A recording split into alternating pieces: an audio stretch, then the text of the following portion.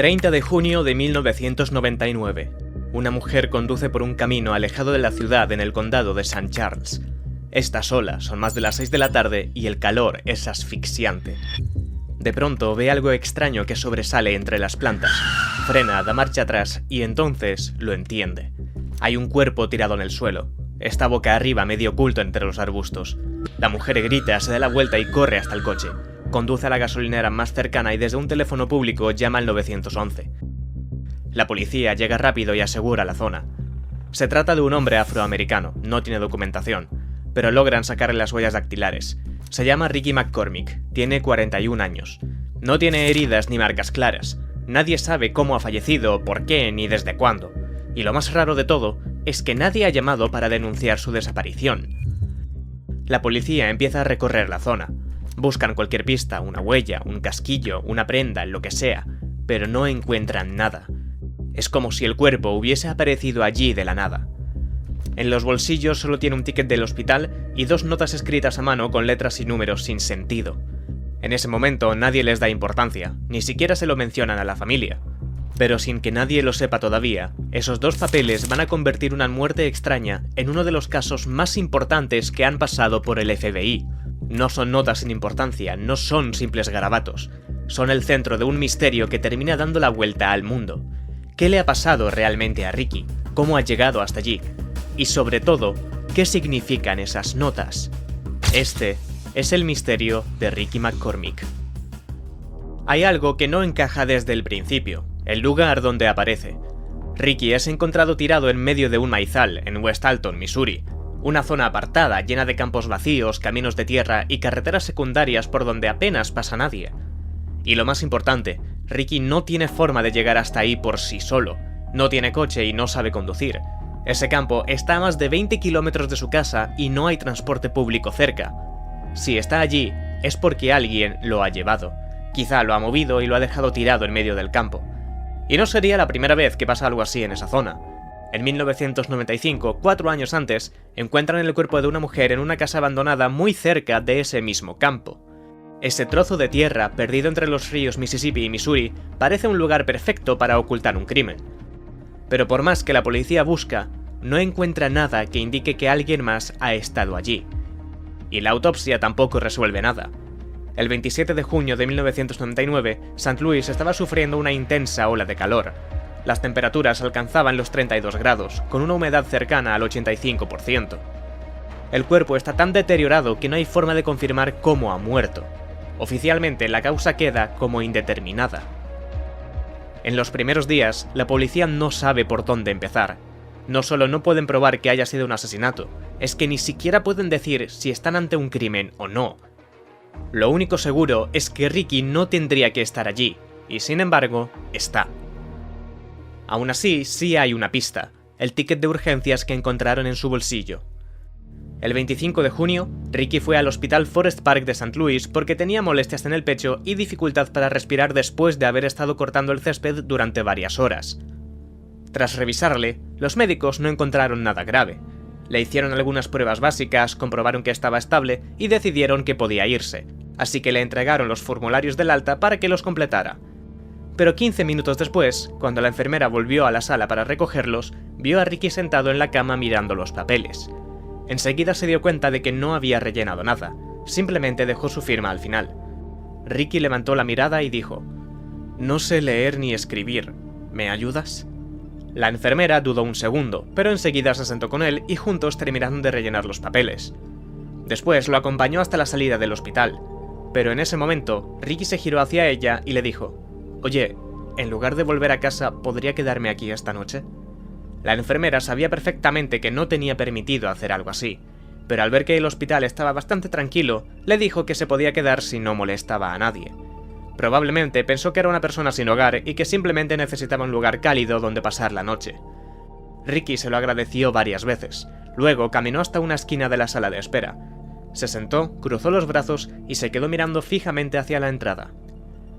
Durante las siguientes horas, la enfermera le miraba de vez en cuando esperando verlo dormido, pero cada vez que miraba, Ricky seguía exactamente igual, sentado con la espalda recta, los brazos cruzados y mirando fijamente la puerta principal del hospital. como si estuviera esperando que alguien entrara en cualquier momento. Más tarde, esa misma tarde, la enfermera terminó su turno, y cuando llegó el siguiente equipo de enfermería, enseguida se dieron cuenta de que había un hombre sentado en una esquina. Se acercaron para preguntarle si estaba bien, pero Ricky no respondió. Simplemente se levantó y salió del hospital. Después, caminó hasta un teléfono público cercano y llamó a su novia, Sandra. Ricky le explicó que había pasado la noche allí. Ella le pidió que fuera a su apartamento, que quería cuidarle, que si no se encontraba bien podía ayudarle. Pero Ricky se negó. Le dijo que primero iba a caminar hasta una gasolinera cercana para comer algo, y que después la llamaría. Sandra llevaba semanas preocupada por Ricky. Últimamente se comportaba de forma muy paranoica. Cada vez que estaban en su apartamento y alguien caminaba por el pasillo, se ponía nervioso. Cuando Sandra le preguntaba qué estaba pasando y por qué estaba así, Ricky nunca respondía. Además, esta era la segunda vez esa semana que Ricky había ido a urgencias. Unos días antes había estado en otro hospital de St. Louis. Allí también dijo que tenía dolores en el pecho y que no podía respirar. Los médicos lo ingresaron durante un par de días, pero finalmente llegaron a la conclusión de que no tenía ningún problema físico. Y lo cierto es que eso encajaba con su historial. Ricky llevaba tiempo con problemas mentales, era conocido por inventarse cosas constantemente. A veces decía que era un cantante muy talentoso que estaba a punto de irse de gira. Otras veces afirmaba que en realidad era un príncipe, e incluso decía que estaba estudiando para ser médico. Sin embargo, a pesar de que sus amigos y familiares le insistieron muchas veces para que buscara ayuda, Ricky nunca recibió tratamiento. Días después, un trabajador de una gasolinera le cuenta a la policía que el 26 de junio Ricky compró un perrito caliente. Y al día siguiente, el 27, volvió a verlo. Ricky entró otra vez, compró algo para comer y se fue. A partir de ahí, el rastro desaparece. La policía se queda sin nada con lo que trabajar, así que empiezan a hablar con personas cercanas a él. Es ahí cuando su novia le cuenta a la policía que Ricky hacía viajes como mula para ganar algo de dinero rápido. Él cogía un bus desde St. Louis hasta Orlando y se quedaba durante 2 días en un motel barato. Después cogía un paquete, lo traía a St. Louis y lo entregaba. Pero después de su último viaje, el 15 de junio, algo había cambiado. Parecía mucho más asustado y cada vez más nervioso. Cuando Sandra finalmente le preguntó a quién pertenecían esos paquetes, Ricky le dijo que los estaba guardando para Baja, uno de los 2 hermanos que llevaba la gasolinera donde solía trabajar. Y eso cambia las cosas, porque aquella gasolinera no era precisamente un sitio tranquilo. Arrastraba problemas y un ambiente bastante turbio desde hacía tiempo. El dueño era Yuma Hamdullah, que había contratado a su hermano Baja para ayudarle. El problema es que los dos no se soportaban. Yuma intentaba mantenerse en un segundo plano sin llamar demasiado la atención. Baja, en cambio, era justo lo contrario, impulsivo, agresivo y llevaba tiempo en el radar de la policía. De hecho, ese mismo mes fue arrestado por agredir a un hombre sin hogar llamado El Carr. Según El Row, Baja estaba intentando echarlo de la zona, pero cuando él se negó, Baja decidió ocuparse del problema él mismo. La policía le arrestó y El Row presentó cargos, pero 2 semanas antes del juicio murió tiroteado en su coche misteriosamente, y sin nadie que pudiera testificar, todo quedó archivado. Los detectives que trabajan en el caso de Ricky McCormick saben que Baja es un sospechoso clave, tiene vínculos conocidos con pandillas en toda la ciudad de St. Louis. Pero justo cuando todo empieza a encajar, aparece un nuevo sospechoso aún más peligroso, Gregory Lamar Knox. Un informante confidencial le dice a la policía que había escuchado rumores de que un hombre llamado Gregory había cometido el asesinato de un hombre de color que trabajaba en una gasolinera de Shaw Avenue. Gregory era un traficante habitual de la zona que tenía muy buena relación con los Hamdallah y con otros grupos violentos. Y al igual que Baja, era muy conocido por las autoridades. Había sido nombrado sospechoso de varios homicidios, e incluso en al menos 2 planes de asesinato por encargo. Con 2 sospechosos sobre la mesa y una idea bastante clara de lo que podría haber pasado, los detectives se ponen manos a la obra. Durante semanas vigilan la gasolinera, las casas de los hermanos Hamdullah y el edificio donde vive Gregory. Solo necesitan alguna prueba que los conecte con el asesinato. Pero a pesar de todo ese seguimiento casi constante, no encuentran absolutamente nada. Ni Bob Hamdallah ni Gregory Knox son detenidos, tienen coartadas, y aunque sus historiales son sospechosos, nadie consigue vincularlos de forma directa con lo que le ha pasado a Ricky. Pronto el caso de asesinato se estanca, pero todavía hay algo que puede ayudar a entender lo que ha pasado, su pasado. Ricky nunca había acabado el instituto, dejó los estudios siendo adolescente y apenas sabía leer y escribir. En 1992 fue detenido por un delito grave y pasó algo más de un año en prisión. Después de salir, intentó mantenerse alejado de problemas buscándose la vida como podía, pero vivía en una zona muy pobre y peligrosa de St. Louis, que en 1999 tenía un grave problema de violencia de pandillas. Ricky odiaba vivir allí, pero tampoco tenía opciones reales para irse. En el momento de su muerte, Ricky tenía al menos 4 hijos, estaba sin trabajo y pasaba temporadas viviendo con su madre. Todo eso lo convirtió en alguien muy fácil de utilizar.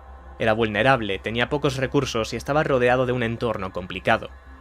Pero, aún sabiendo todo eso, la investigación no avanza. Finalmente, en julio de 1999, el caso se archiva. Para la familia es un golpe duro. Da la sensación de que la policía se rinde y durante años apenas se vuelve a hablar del tema. Pero en las oficinas del FBI en Quantico, Virginia, algo sigue vivo. Las 2 hojas en clave que aparecen en su bolsillo. Porque si Ricky escribe esas notas en sus últimas horas de vida, eso quiere decir que está en medio de algo, huyendo, escondido o esperando a alguien. A finales de 2001, las notas acaban en el escritorio de Dan Olson, un analista de la unidad de la CRRU, el departamento de criptografía de élite del FBI, encargada de descifrar mensajes codificados. Habían trabajado en el caso del asesino del Zodíaco, descifraron códigos de espías durante la Segunda Guerra Mundial y solían analizar cifrados utilizados por pandillas y organizaciones criminales. Si alguien podía descifrar el misterioso código de Ricky, eran ellos.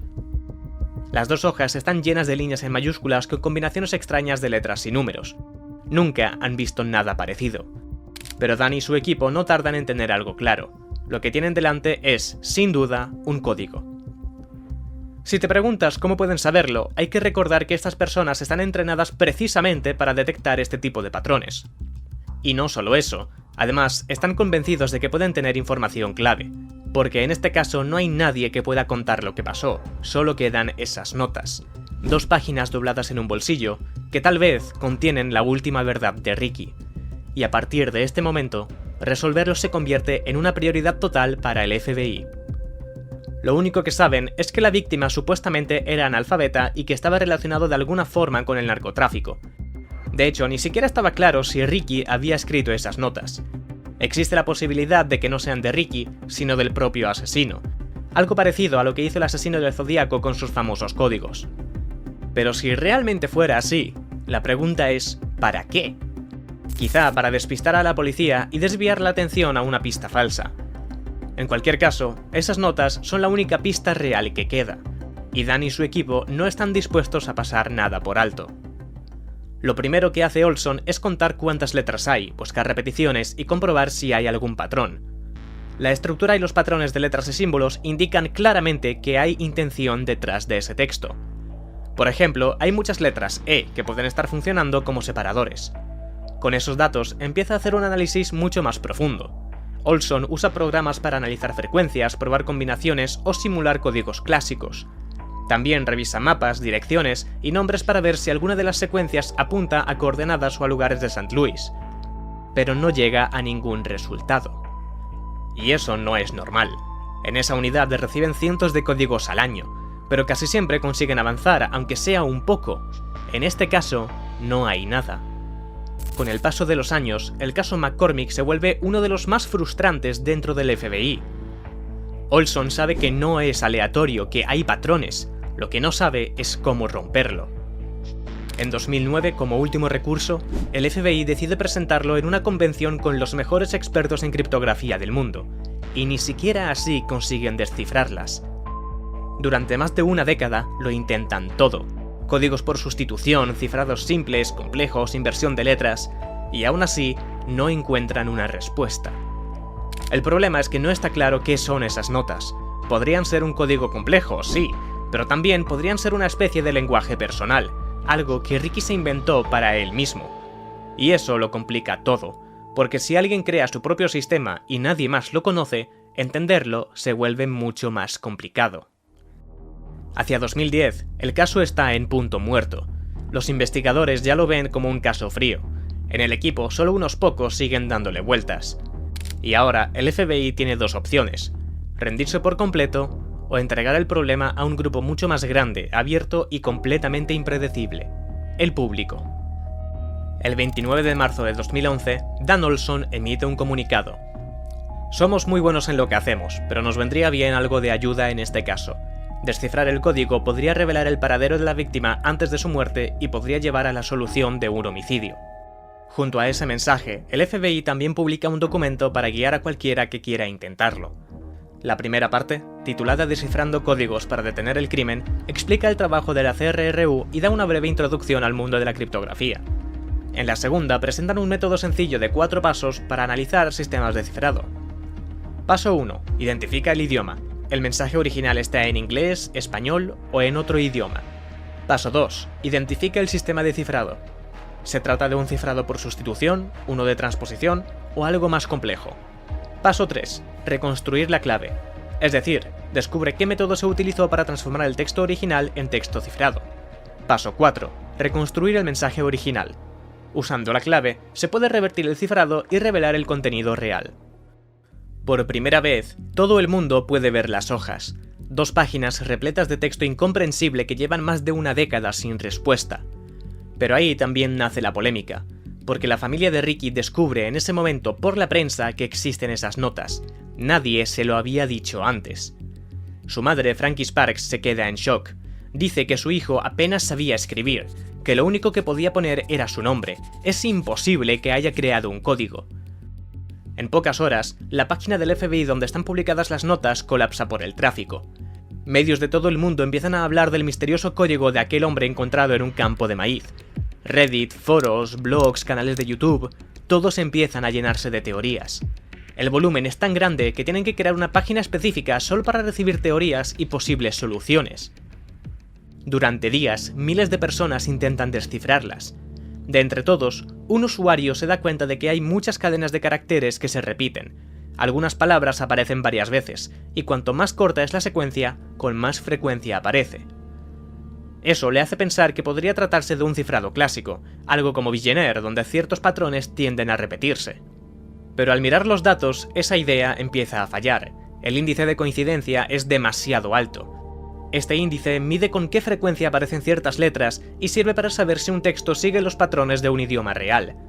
Cuanto más alto es ese índice, más probable es que el texto esté relacionado con un idioma real y que utilice un método de sustitución relativamente simple. En cambio, los cifrados polialfabéticos como Vigenère suelen generar distribuciones de letras mucho más aleatorias. Basta con mirar la frecuencia de cada letra para verlo. La letra N aparece 90 veces, la S 99, y la más común de todas era la E, 135 veces. En inglés, la E es la letra más común, pero ese patrón debería aparecer en el mensaje original, no en el texto cifrado. Esto lleva a algunos usuarios a plantear otra posibilidad. Quizá no es un cifrado por sustitución, sino por transposición. Un cifrado de transposición no cambia las letras, simplemente cambia su orden siguiendo algún tipo de regla o algoritmo. Por eso las frecuencias de las letras siguen siendo las mismas que en el texto original. El problema es descubrir cuál es esa regla. Y eso no es algo que puedas resolver simplemente metiendo el texto en un programa que reorganice letras. Un usuario de Reddit llamado ThisBusiness1535 propone otra forma de verlo. Ricky no tenía coche y se movía en bus. Según su teoría, el código en realidad hace referencia a rutas de autobuses. Los números que aparecen en las notas, 71, 74, 75, 29, 173, coinciden con líneas reales de los autobuses del norte de St. Louis. Por ejemplo, 74 Florissant, 75 Lilac Hangley, 71 Parker. Y si esta teoría es cierta, las notas podrían estar describiendo el último recorrido que hizo Ricky antes de morir, un mapa oculto escrito en clave. Pero no todos los investigadores están de acuerdo. Algunos creen que Ricky no es el autor, que alguien más escribe esas notas y él simplemente las tenía encima. La que más ha defendido esta idea es Elonka Dunning, una criptógrafa profesional que lleva años analizando este caso. Según ella, las notas son instrucciones cifradas de una red criminal, y Ricky habría sido usado para transportar ese mensaje, nada más. Quizá ni siquiera sabía lo que significaban los papeles, solo tenía que entregarlos. Además, Ricky no tenía conocimientos suficientes como para inventar un código tan difícil, y en sus últimos días estaba muy ligado a gente peligrosa, la familia Hamdallah, el traficante Gregory Knox. No sería extraño que alguien le diera una nota para entregar y luego se deshiciera de él. Y hay patrones que parecen encajar con esta teoría. Por ejemplo, combinaciones como NCBE, que podría traducirse como No Cash Being Exchanged, no se intercambia dinero. Es una teoría que tiene lógica, pero como siempre, no hay pruebas. Nadie ha podido demostrar que el mensaje está realmente relacionado con una red criminal. Y el FBI cree que Ricky sí escribió esas notas. Aunque tuviera poca educación, Ricky pudo inventar un sistema propio, algo que solo él entendía. Hay casos parecidos, personas que crean códigos raros para escribir cosas personales. Usan iniciales, acortan palabras o sustituyen letras por números. Es posible que Ricky hiciera eso. Otras personas creen que las notas no tienen ningún mensaje real. Ricky sufría problemas mentales. Su madre explicó que él solía escribir cosas que no tenían ningún sentido. Creía que escribía bien, pero solo eran letras al azar. Y existen causas médicas que pueden explicarlo, como la grafomanía o la hipergrafía. Trastornos que hacen que alguien escriba sin parar solo porque siente la necesidad de hacerlo. La verdad es que no está claro por qué o quién escribió esas páginas, pero el FBI sigue defendiendo lo mismo.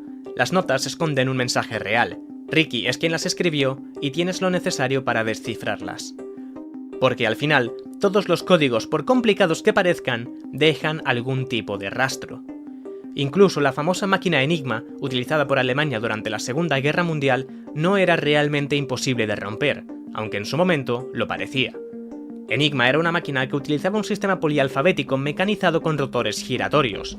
Cada vez que se pulsaba una tecla, el alfabeto cambiaba.